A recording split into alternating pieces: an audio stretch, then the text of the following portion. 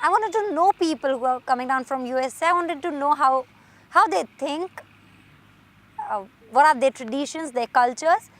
Cultural exchange was more totally about how people react, how people are actually, what their objective or what their views are about particular problems in India. Man, this is what I definitely call the slums, and can't even imagine living in a place like this every day.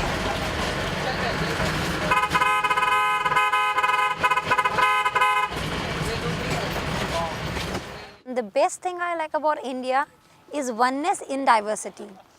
India is a very big country and it's highly populated. There are people practicing different religions, different cultures. But like when it comes to a cricket match between India and some other country, everyone is united and they all shout for an India.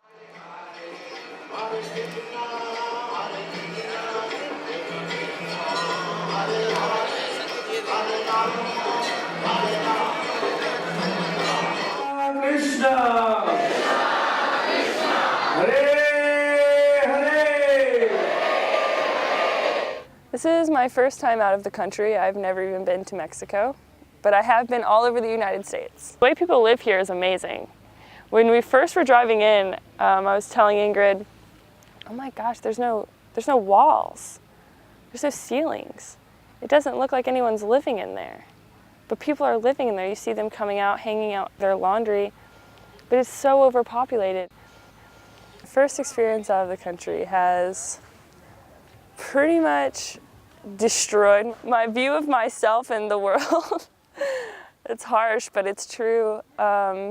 It's completely different over here, and it's helped me really appreciate the things that I have in America. I feel a little bit shocked. I didn't expect to come to India and feel completely changed as a person. Besides being one of the most fastest growing countries in the world, it has the biggest slum of Asia. About 25% or more than 30% still don't get us 4 square meal a day. They don't have a shelter, they don't have drinking water. So I would work upon that. Shelter is the basic thing one needs, and we have lands. You know, we need to improve our governance. Engineer is a bridge between societal needs and scientific knowledge. The people who create things, the people who take out solution to all the different difficulties which human faces. I wanted to be that person. I wanted to make stuff easy for people to lead their lives. I'm Satyam Patel, born and raised in Toronto, Canada. Moved to Birmingham, Alabama. I go to UAB. I've been immersed in Indian culture my whole life, but I think I have a little bit of an interesting side as well because I also have the Americanized/Canadianized version of myself as well. Last time I came here was 2001. India was up and coming, of course. I mean, it still is it's a very successful country in terms of growth. But I feel like the industrialization has really changed, especially certain states. Everything is growing. I think we can learn a lot from India, and also India can learn a lot from America as well. I think one of the major things India could pick up from America, I think there's just a disregard for safety sometimes. And also, sometimes it's in the mindset that things that you're doing don't have consequences. For example, littering. We have trash cans right in front of our eyes, but we don't want to move to that place and actually throw trash in the can. I think this is annoying. This is bad. India is culturally rich and it has many tourist places, but they are not clean and it does not leave a good impression on the tourists that are visiting the country. So I've just kind of accepted being here. You know, you're not going to feel clean because I brought a lot of clothes, but it doesn't matter where you are, they're going to get dirty. Everything's dusty. I've already had a major nosebleed because of the pollution,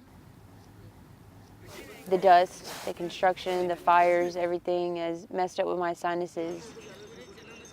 This is a beautiful country. This place has beautiful architecture, historical structures that are getting ruined by pollution in the air, causing acid rain. These animals are eating trash on the streets. Children are playing in trash, playing with trash, eating trash. Every tourist location except, the Taj Mahal and a few others where there was trash everywhere. Even the people that we're with are throwing trash out the windows. I would develop a way to place trash cans that cannot be removed for the public to use and then create jobs to, get people to remove that trash and take it to a dumping site. I think India needs to work on many aspects, but then there are many good things in India too. We need to explore them.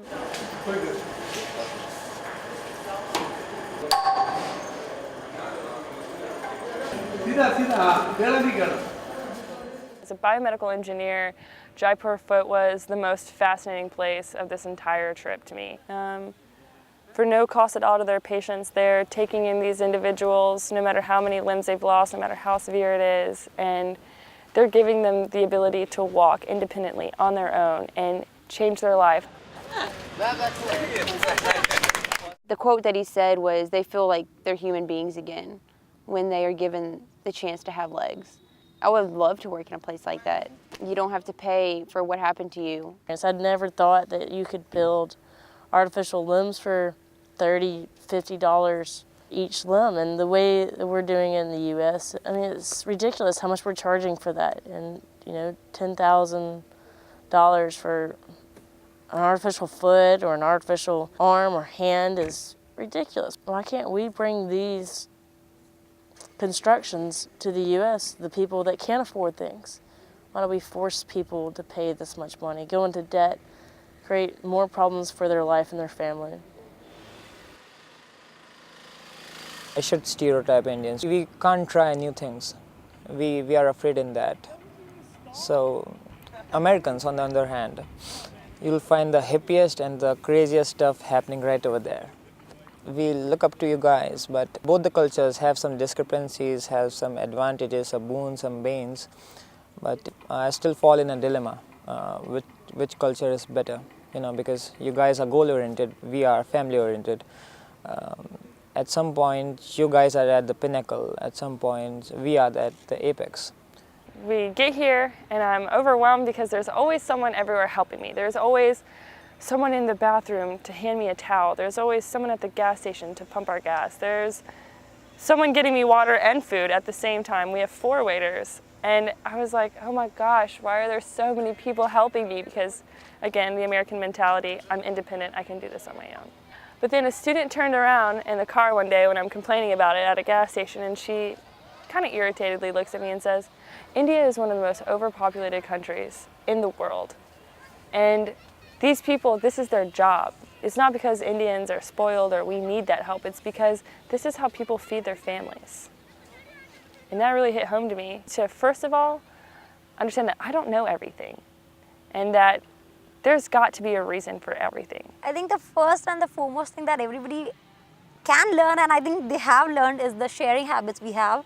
We never like to be alone. Indians always walk in group, talk in group, eat together, go to sleep together, have fun together. And people there in America, I think they grow independent really early. People are away from their home, their family at the age of 18 or 19, and we are here with our family till 80 or 90, like as long as possible. So I think you can learn to be more close together, share your stuff, share your feelings, share warmth, share love, and be together. They're hard workers, they're good students, they are family oriented, they are good friends. And I've learned more from them than I think they could have learned from me.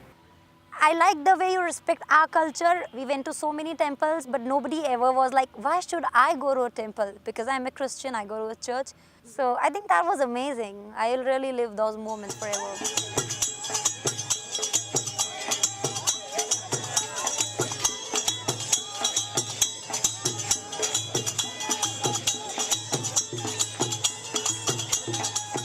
I feel like India's culture is probably one of the oldest in the world. I mean, it's arguably the oldest. In that sense, like, I don't want India to lose that culture. A lot of Indians, when they move from India to America, for example, they try to change and try to fit in with American culture, but in truth, you can keep both. I mean, you don't have to change like everything that you do. You can immerse yourself in American culture while keeping your identity and heritage. And I really think that's a big part of life. I mean, you shouldn't forget who you are. I can't explain how important it is to go to another country and remove yourself from your comfort zone and get completely out of your element. Like I said, I didn't think that coming to India would change me on the inside. I didn't think that 3 weeks could take the person inside of me and polish her just a little bit. Just make her a little bit more of a good person. But it did. It's something